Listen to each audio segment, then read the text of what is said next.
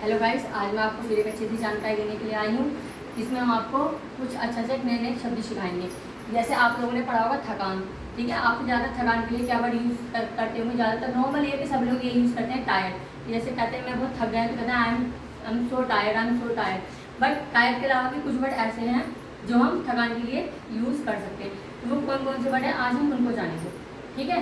देखिए कौन कौन से, देखिए नॉर्मल हम वर्ड का यूज़ करते हैं थकान के लिए, हम टायर का यूज़ करते हैं। किसका यूज़ करते हैं? टायर। ये नॉर्मल है, 100 में से 99% लोग यही यूज़ करते हैं, लेकिन हम इससे थोड़ा अलग हट, ठीक। जैसे देखिए थकान, आपने टायर है, टायर मतलब थकान के लिए हम टायर वर्ड का यूज़ करते हैं 99%, ठीक है। बट मैं आपको ये वर्ड आपको दिखाने के साथ साथ, मतलब लिखवाने के साथ साथ भी, मतलब लिखवा रखे हैं वो बताने के साथ साथ मैं आपको याद भी कराऊंगी शॉर्ट ट्रिक के थ्रू, ठीक है।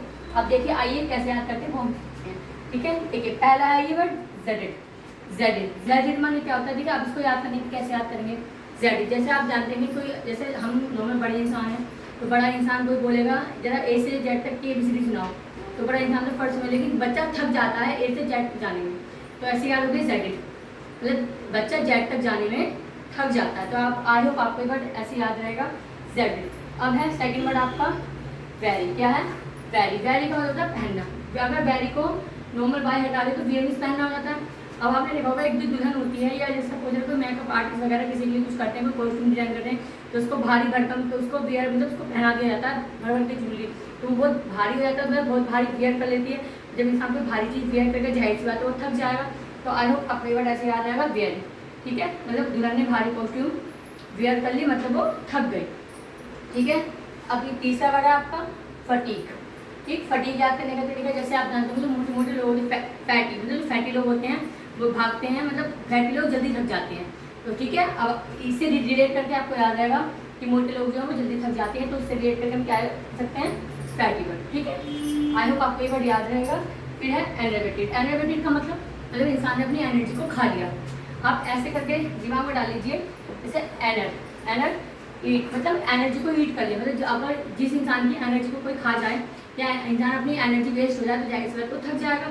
विदाउट एनर्जी तो इंसान थका होता है। तो आई होप आपको ये वर्ड ऐसे याद आएगा, एनर्वेटेड, ठीक है।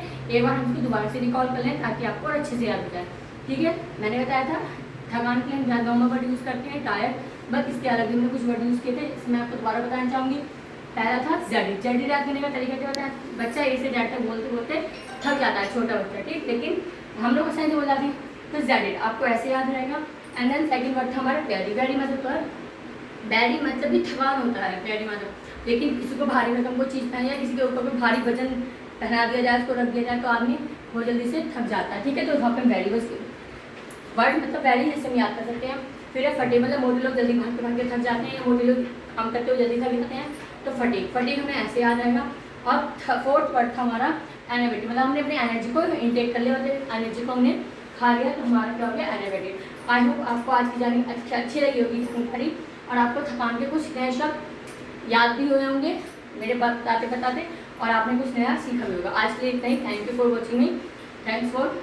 और अगर आपको अच्छा लगे तो प्लीज़ मेरे चैनल को लाइक करें, सब्सक्राइब करें, और कमेंट बॉक्स में डाल दें कि आपको मेरी क्लास कैसे लगी। Thank you very much.